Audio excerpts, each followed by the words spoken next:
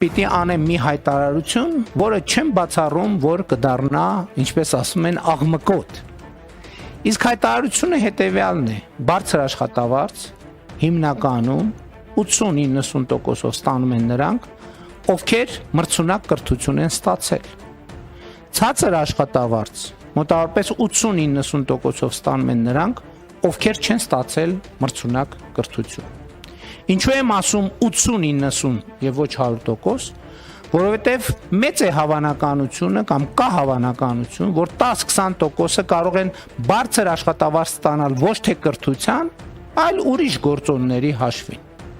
Եվ 10-20%-ը կարող են ցածր աշխատավարձ ստանալ ոչ թե ոչ մրցունակ կրթության, այլ ուրիշ գործոնների պատճառով։ Ներառյալ անարդարությունը, կարգավորումները եւ այլն եւ այդպես շարունակ։ Բայց ես որևէ կերպ հնարավոր չեմ համարում, որ այդ շեղումը ավելին լինի 10, մաքսիմում 20%-ից։ Եվ հետևաբար ուզում եմ ընդգծել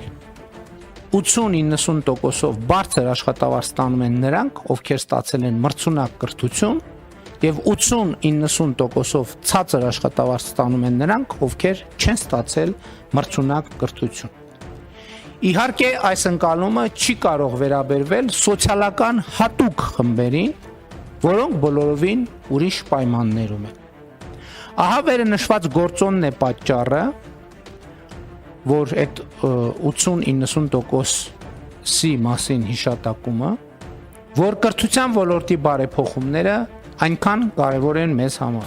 Հավանիր տեսանյութը եւ բաժանորդագրվիր նորությունները բաց չթողնելու համար։